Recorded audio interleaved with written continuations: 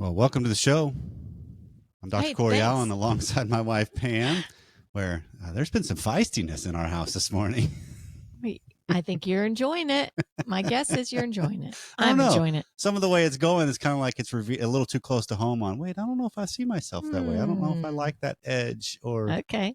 that kind of component of me, but it's there, obviously, because it's being pointed out. But It's just more intimate. We're being more that intimate. is exactly it. Well, this is Passionately Married, where we want to have conversations with you, just like we're having conversations now. So we want to know what's going on with you, what kind of questions you may have, topics, where we can go with the show. 214-702-9565 or feedback at passionatelymarried.net.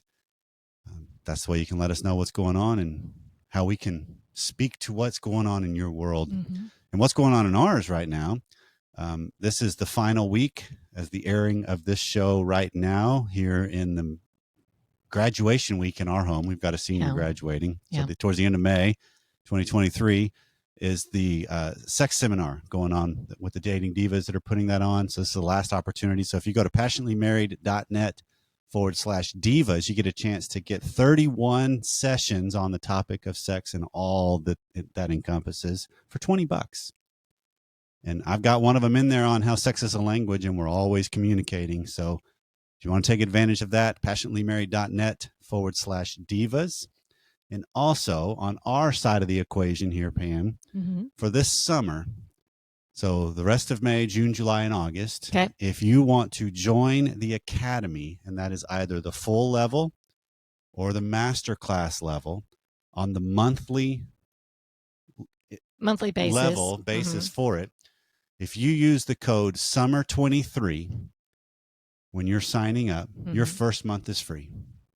Okay. So it's time to try it out. Chance to check it out, see what's going on. It's a wonderful group of people. We had a coaching call last night at the time of recording this, where there's always great dialogue. And then there's a hangout afterwards where it's just like, these are friends. These are people that we've done a lot of life alongside and are great collaborators, and they push back on things. And I mean, it's good friendships that are evolving here. And so come join it.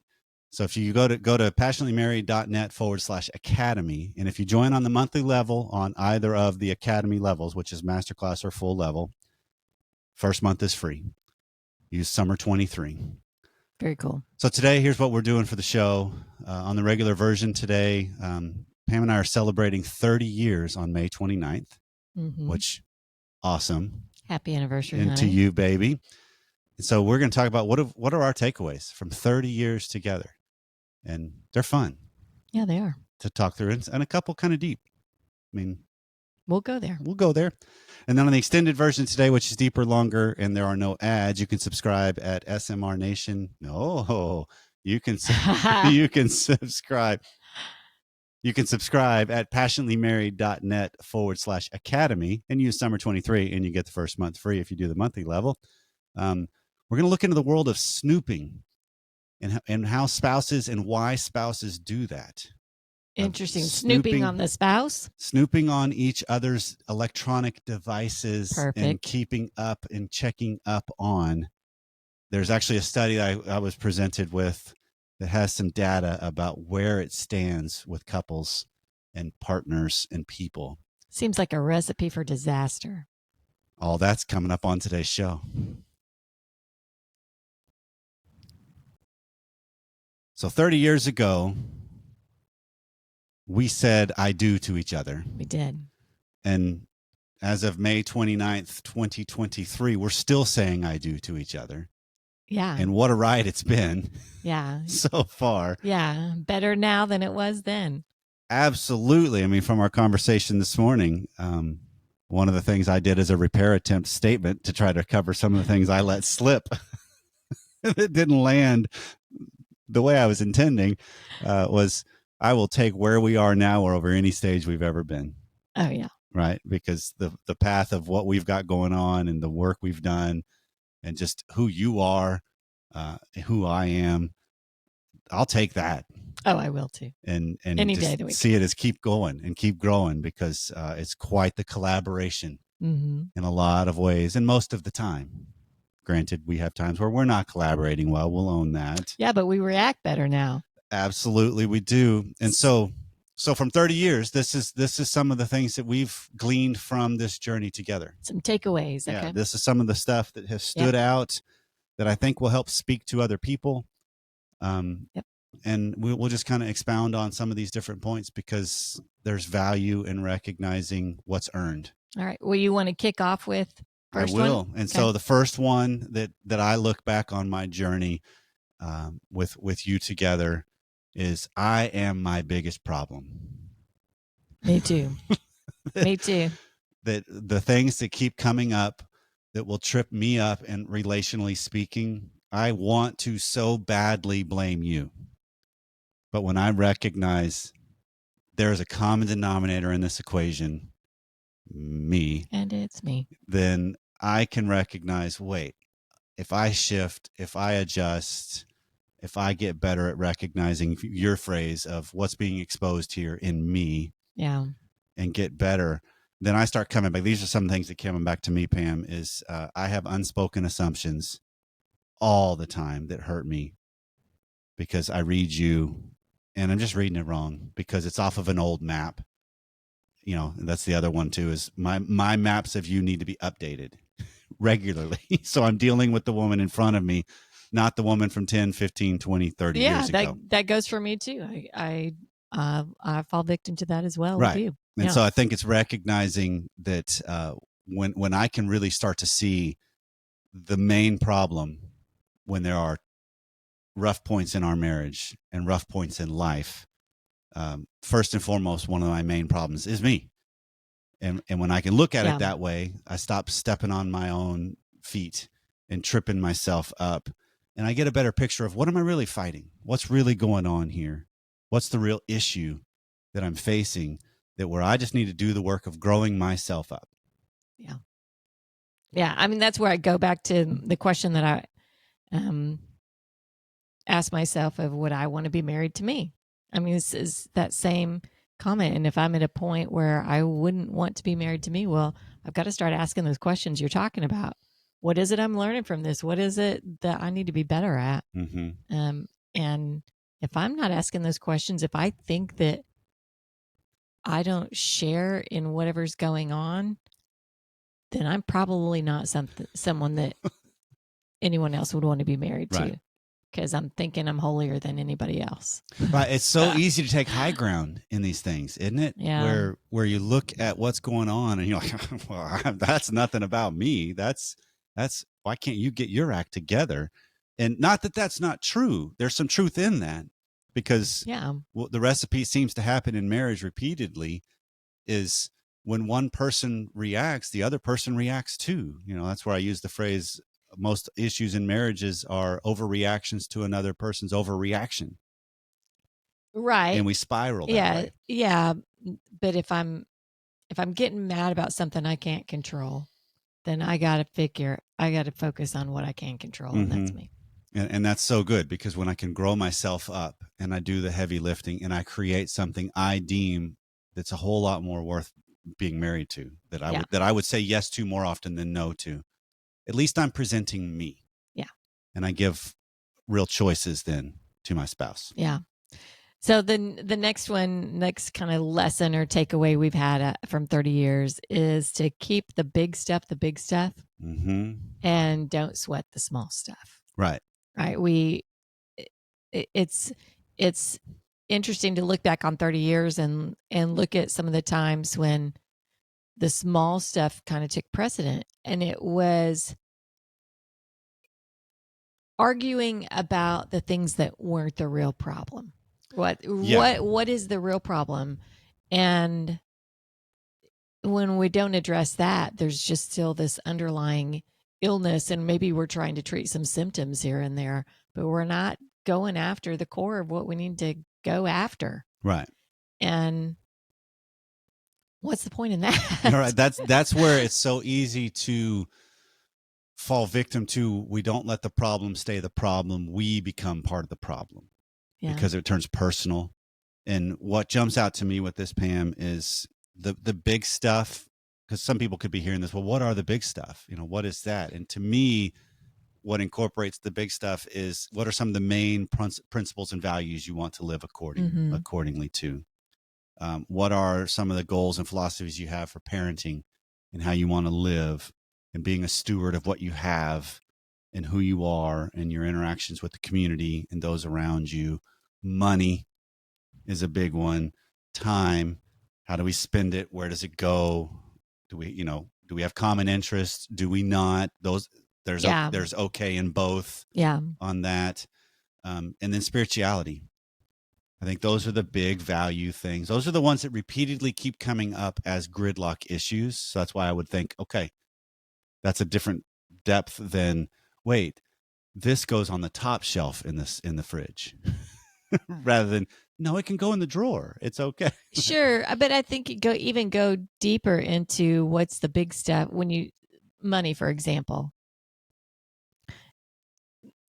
Well, when you talk about the small stuff, it's, you can talk yourself into to thinking that something small is really big, right? Yes. But what the big thing is really, what is your meaning behind money? What's the big picture on how you think it should be spent or saved or managed?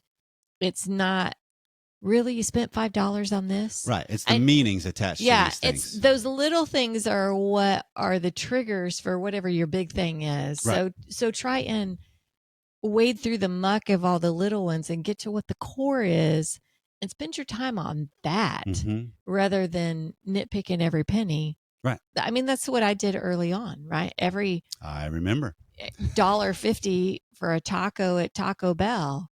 We don't have any money. You spent money on a taco.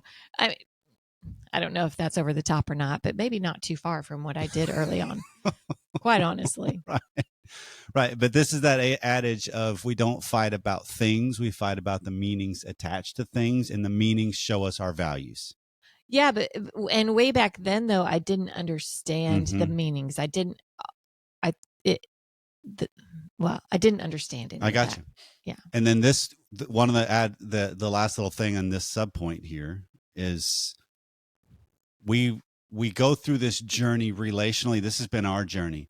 We go through this individually and together, because this goes back to that first point of, I am my biggest problem. And sometimes it's because I've not clarified, what are my real values here? Yeah, I don't. What are my non-negotiables here? I just know I'm reacting to a discomfort rather than I've done the work to get to, this is what this really means. Because then I can start to vary that and widen the lane a little bit to where it's like, okay, if I go this route and do a $1.50 taco, I'm not being irresponsible with my money. No. That's just kind of okay, yeah, that's fun, because it's all change I found in the couch. Right. or in the car or whatever. So fantastic. Go have some fun, because maybe one of the values I have also is, I want to have fun in life. I want to enjoy some things, or maybe I need to enhance that, because then I'd be more enjoyable to be around and I'd want to go be around. Yeah. So it's just all these kind of build off each other. And so when you can recognize, what's my meaning? What's the real thing? One of my professors actually said, if money is one of your big hot button issues, those of you out in the nation, grab money, whatever it is you have, fan it out like it's a cards in your hand, okay, and have a conversation with it. Like literally out loud. What do these things right here in front of you mean? You and your money, not your spouse. No, it's you and your money. You and your money. Have a conversation with your money. Because what does it mean? There's also a fantastic book, The Psychology of Money, out there. I can't remember the author, but just Google The Psychology of Money, because it's looking at the whole concept of the deeper parts of it. Yeah. And what we attach to it. And that's a fabulous resource for helping us along our journey. So we'll pass that along. So another takeaway to me is, know your role, know your strengths, know the part you play in your marriage and in your family. Because some people could hear this as, know your role means, well, men need to be men and women need to be women. And yeah, I think there's some truth to that. Play the part we play, but also play the part you are in the system. Because we use the framework of higher desire, lower desire. Yeah. So if for us, I'm the higher desire when it comes to sex most of the time. So be a good higher desire. Mm-hmm. Play my role well. And I'm the higher desire on like money and saving and adventure. Managing that and adventure. So it's my role to step in, and if I want that, I've got to step up to the plate and take care of it. And then there's also the component of how we have raised our children. That I have been the one that's been more flexible, so been more predominant with the kids as far as home, getting them to and from school. The involvement level is a little different as far as time goes, because your career has created what it's created for us and who you are, but it's playing to our strengths. It is, but that one for me maybe has been the hardest one. Okay. Because my vision of myself has always been, I'm going to be the mom that's there at all the school events. And you've been in a lot of them. Usually make most all of them, but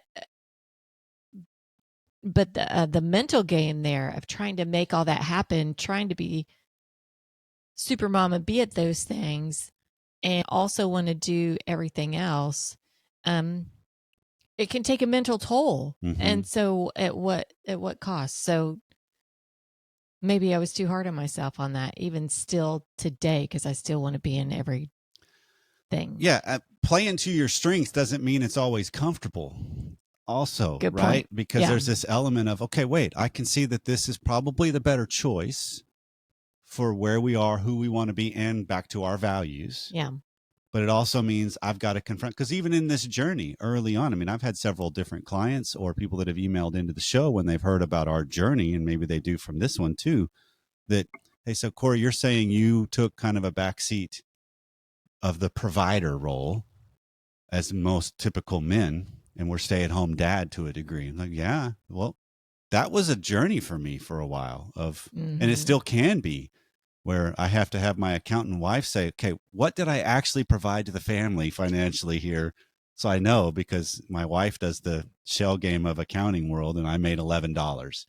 There's no shells here. It's all perfectly legal and legitimate. We're just saying. Exactly. I'm just good at it. We don't have Enron here. You are absolutely right. You are good at it.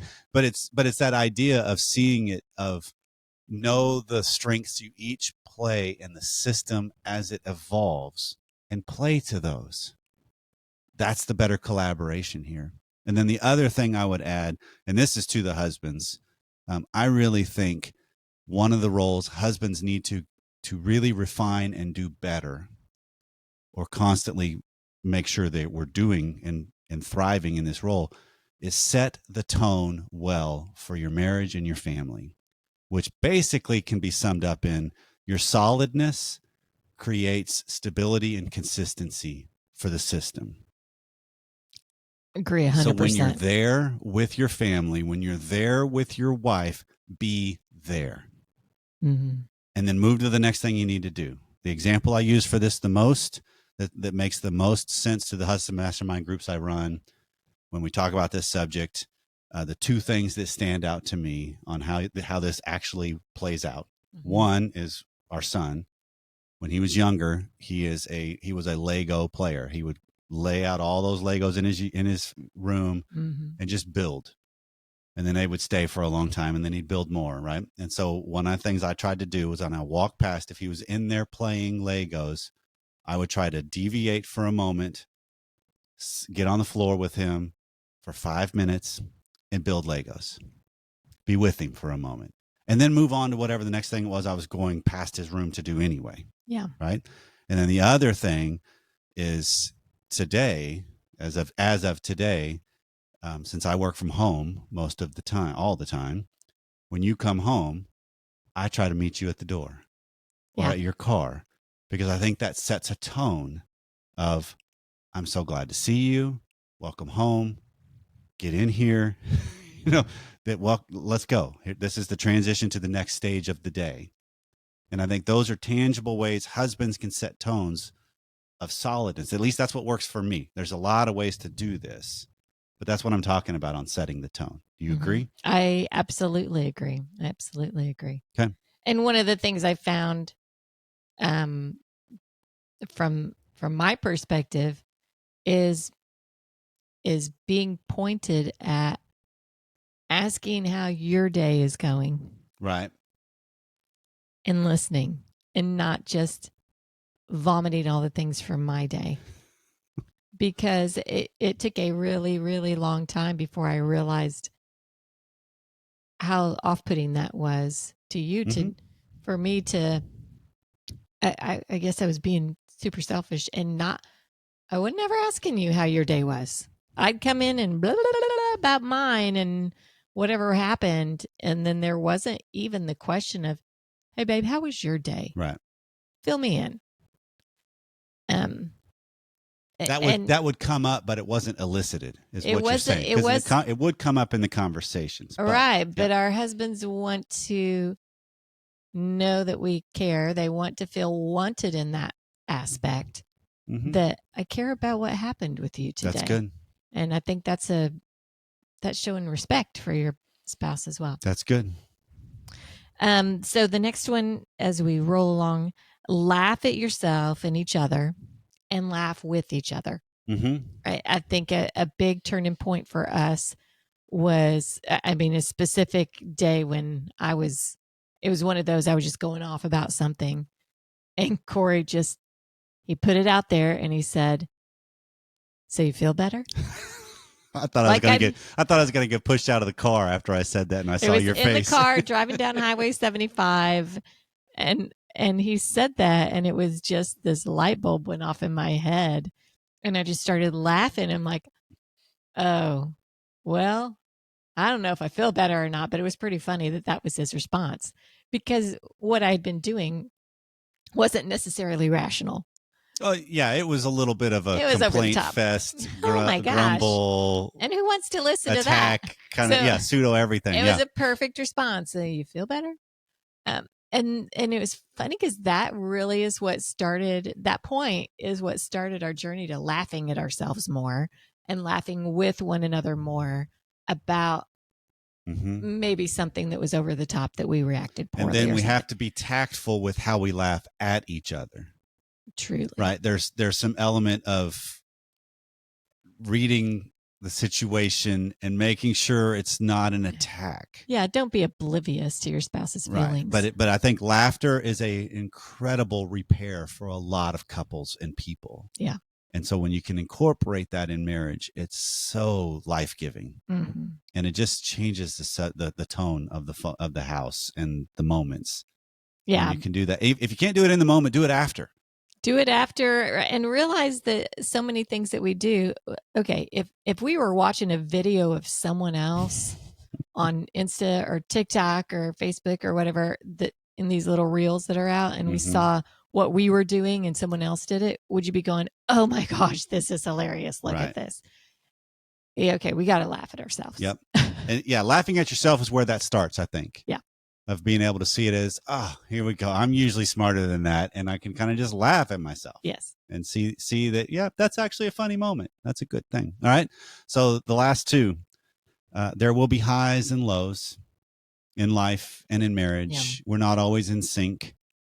It's natural that we're not going to connect. And it's natural there'll be times where we are in sync. And it's like, how do I keep this going? How do we capture this? I don't think we worry about that. Or we need to worry about that because it's just going to change. But realize it's okay.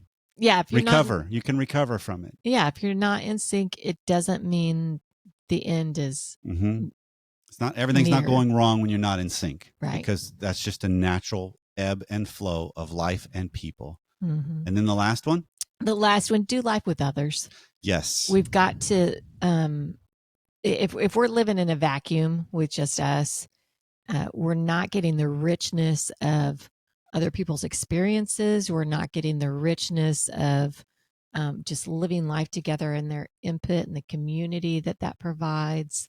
So we've got to be in community with other people. And an opportunity to do that, summer 23, join the academy, and you get to really do life with people. Because the people that are on the academy coaching calls and the people that are regularly in the platform on the academy level, you get to know them. Mm-hmm. because they are helpful and engaged and involved and vulnerable. Mm-hmm. And that's the way we get to know people on a deeper level. And so take the risk, be involved with people, invite some people in, and do alongside them. Go life. Yeah. Go lifing alongside them. Go There's lifing. a bumper sticker for you. Okay. Well, baby, 30 years. That's a huge milestone, and it has been an incredible journey. It's been great to do this with you. Well, here's to 30 more. Yeah.